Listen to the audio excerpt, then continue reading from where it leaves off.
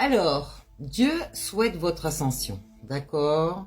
Votre diable, lui, souhaite la reconnaissance du regard des autres, d'accord? Et il se rend intéressant, alors qu'au fond de lui, il se met un masque, d'accord? Il sait qu'il n'est pas cette personne et donc ça le rend, c'est quelqu'un de narcissique, donc ça le rend égoïste et il se croit le centre du monde.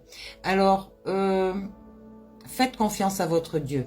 Lui, il va vous élever donc au sommet de sa création elle-même, j'allais dire. Mais c'est pas un acte égoïste. C'est que en vous élevant comme vos parents auraient fait dans la spiritualité, il vous emmène à votre création. D'accord? Donc la création qui sera donc comme lui à votre image. Donc là, on va rentrer en introspection sur les forces qui nous guident, donc l'ombre, la lumière, ce soleil, cette lune ici, qui sont deux dualités qu'on doit équilibrer, d'accord? Cette confiance en Dieu semble être une voie vers l'élévation spirituelle et la réalisation de notre potentiel divin. Donc en revanche, le narcissisme, souvent associé à l'ego malsain, et la quête de validation extérieure. Donc, il peut nous détourner de cette quête intérieure et nous enfermer dans une illusion de grandeur, n'est-ce pas? Donc pour avancer là dans cette direction, donc on va s'ascensionner, ok? On va écouter son intuition, votre boussole intérieure qui est votre Dieu. On va cultiver l'humilité, on va reconnaître que nous sommes une partie d'un tout plus grand, d'accord, que notre valeur ne dépend pas du regard des autres, n'est-ce pas? On va renforcer notre foi, trouver des moments de communion avec Dieu à travers la prière. C'est votre petite voix intérieure, votre intuition qui vous parle. Et donc, on va méditer et on va contempler la nature. Regardez les animaux. Les animaux sont bien dirigés. Les animaux, j'allais dire, ne connaissent pas ni le bien ni le mal. Eux, ils sont équilibrés dans leur sphère. Ok? Ils obéissent à la loi divine. Ils vont faire du mal, c'est-à-dire chasser pour se nourrir. J'allais dire à quelque part, vous voyez, par exemple, le chat est indépendant, le chat est, on va peut-être dire ici qu'on le compare un peu à cette part diabolique, parce que le chat ne chasse pas seulement pour se nourrir, il va chasser pour obtenir des trophées, d'accord? Donc on va dire que cette partie indépendante du chat est à la fois divine et un peu comme nous, d'accord? Le chat nous ressemble vraiment. On va pratiquer ici l'amour et la générosité. On va agir avec bienveillance envers les autres, ce qui nous rapproche de notre essence divine, d'accord? Je vous ai dit, votre karma, en fait, c'est la semence et c'est la moisson de ce que vous allez récolter, d'accord? Donc, automatiquement, si vous avez récolté du mal, vous allez, si vous avez semé le mal, pardon, vous allez récolter du mal. Si vous avez semé le bien, votre âme va vous récompenser, j'allais dire, va vous élever, d'accord? Donc on va réfléchir sur nos priorités ici et choisir un chemin qui nous élève plutôt qu'un chemin qui nous enfonce, qui nous maintient dans ce bas astral, d'accord? Donc je vous rappelle que nous sommes à la fois humains, mais nous sommes aussi célestes, ok? Dû à cette incarnation du coup sur Terre pour, j'allais dire, suivre notre parcours, notre cheminement spirituel et donc notre chemin de vie qui est déjà écrit, n'est-ce pas? Mais votre Dieu voulait vraiment savoir si votre diable était capable, comme lui, de vous ascensionner ou alors de vous enfoncer. C'est à vous, hein, le libre choix, toujours. Hein. Il vous donne le libre choix. Le problème, c'est que si il voit que vous avez dépassé le temps voulu, donc des limites, d'accord, ses propres limites, là,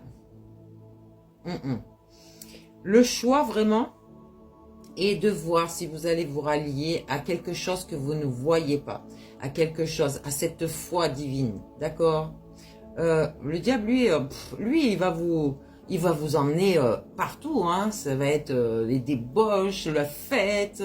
Quand je vous parle, moi, qu'il faut profiter des bonheurs simples de la vie, c'est la contemplation de la nature, des animaux, du soleil, de se rallier aux éléments, l'air, le feu, la terre, l'eau. Vous voyez ce que je veux dire? C'est pas aller dans les boîtes de nuit, s'exploser la face avec de l'alcool ou de la drogue et puis ne pas faire attention à son corps. Les bonheurs simples de la vie, c'est pas ça. Donc faites-en ce que vous voulez, hein. Moi je suis là pour vous passer des messages et simplement ça, d'accord. On va regarder ici avec un oracle, d'accord. Allez, je vais prendre la voix du cœur ici pour voir qu'est-ce qu'on nous dit, d'accord. Ouais. On fait attention à son ego. Comme je vous ai dit, votre esprit est peut-être malsain parce que vous avez décidé, vous, de suivre cet être diabolique. Ok? Alors, le diable n'est pas quelqu'un de méchant, d'accord? C'est quelqu'un qui va vous emmener loin de votre Dieu, qui ne va pas vous laisser écouter votre Dieu parce que lui, c'est la fête, c'est toutes ces choses...